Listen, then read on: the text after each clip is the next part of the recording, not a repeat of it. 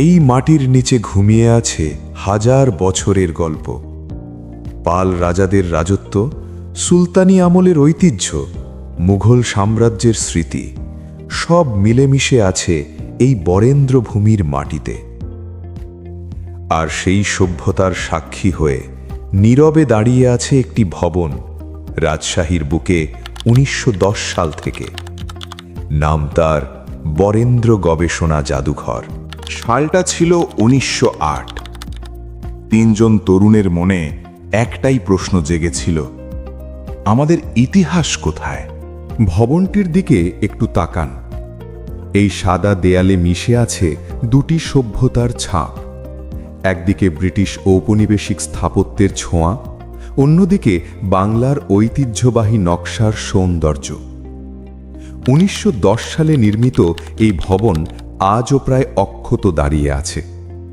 এই দেয়ালগুলো দেখেছে ব্রিটিশ শাসনের শেষ দিন, দেখেছে দেশভাগের বেদনা, দেখেছে মুক্তিযুদ্ধের গৌরব।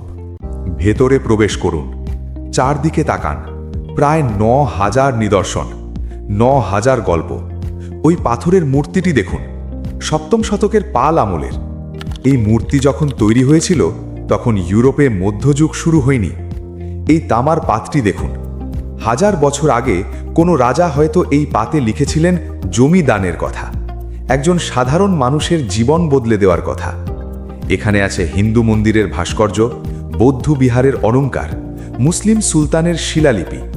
তিনটি সভ্যতা একটি জায়গায়, কারণ এই বরেন্দ্র ভূমি ছিল সভ্যতার মিলন স্থান। আর সবচেয়ে বিস্ময়কর, মহেঞ্জোদারো সংস্কৃতির সাথে সম্পর্কিত একটি নিদর্শন যা আজও পণ্ডিতদের ঘুম কেড়ে নেয়। এই জাদুঘর শুধু দেখার জায়গা নয়, এটি একটি জীবন্ত গবেষণা কেন্দ্র। এখানে আছে হাজারো দুষ্প্রাপ্য পাণ্ডুলিপি, পুরনো মানচিত্র, শতাব্দী প্রাচীন দলিল। পৃথিবীর বিভিন্ন দেশ থেকে গবেষকরা এখানে আসেন শুধু এই সংগ্রহ দেখতে, কারণ এই জাদুঘর ছাড়া বাংলার ইতিহাসের অনেক অধ্যায় চিরতরে বন্ধ থাকত, অনেক প্রশ্নের উত্তর কখনো মিলত না। এটি শুধু একটি সংগ্রহশালা নয়, এটি বাংলার স্মৃতির ব্যাংক। কিন্তু আজ একটা ভয় আছে, অর্থের অভাব, দক্ষ মানুষের সংকট, আধুনিক সংরক্ষণ প্রযুক্তির অভাব। ১০০০ বছরের নিদর্শনগুলো ধীরে ধীরে ক্ষয়ে যাচ্ছে। কিছু মূর্তি চুরি হয়ে গেছে, কিছু নষ্ট হয়ে গেছে অযত্নে, যা একবার গেলে আর কখনো ফিরবে না। আর সবচেয়ে বড় ভয়, আমাদের তরুণ প্রজন্ম কি জানে এই জায়গার কথা, এই মাটির গল্প? তারা কি জানে এখানে আছে তাদের পরিচয়? তবু আশা আছে। এই জাদুঘরে এমন মানুষ আছেন যারা সামান্য বেতনে বছরের পর বছর নিঃশব্দে এই সম্পদ আগলে রেখেছেন। তাদের হাতের স্পর্শে বেঁচে আছে ১০০০ বছরের ইতিহাস। আর প্রতিদিন এখানে আসছে নতুন মুখ, কৌতূহলী শিশু যাদের চোখ বড় হয়ে যায় প্রাচীন মূর্তি দেখে, তরুণ গবেষক যারা এই নিদর্শনে খুঁজে পান নতুন প্রশ্নের উত্তর। তাদের প্রতিটি পদক্ষেপ এই জাদুঘরকে বলে, তুমি এখনো দরকারি, তুমি এখনো জীবন্ত। বরেন্দ্র গবেষণা জাদুঘর শুধু একটি ভবন নয়, এটি আমাদের পরিচয়।